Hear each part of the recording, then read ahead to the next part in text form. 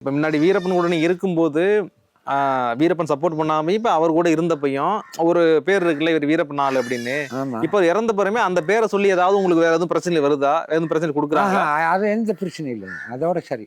அதோட சரி. அதோட சரி. நான் வழக்க முடிச்சுட்டு வரேன். அதோட சரி. அந்த பத்தியே யாருமே பேசுறதில்ல, யாருமே கண்டுக்கிறதில்ல, யாருமே அந்த வார்த்தை கேட்க மாட்டாங்க. என்ன போய் 20 வருஷம் சிறையில கலைஞ்சு வந்தேன்னு சொல்றாங்க, அவ்வளோதான். மற்றதில் எதுவும் கிடையாதுங்க. ஆமா. எந்த பிரச்சனையும் இல்லை.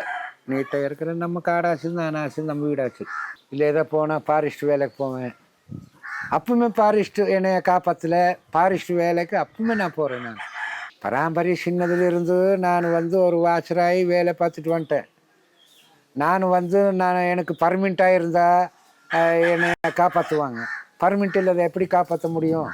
அவன் ஈரப்போ கூட போயிட்டான்னு சொல்லிடுங்கன்ட்டு இப்படி திசை மாற்றி இவங்களும் விட்டாங்க, கை விட்டாங்க. ஃபாரஸ்ட் டிபார்ட்மெண்ட்டும் கை விட்டாங்க. ஃபாரஸ்ட் டிபார்ட்மெண்ட்டில் இருந்ததான் நான் இந்த ஈரப்பன வழக்கத்துலேயே நான் இவ்வளோ கஷ்டப்பட்டதுங்க.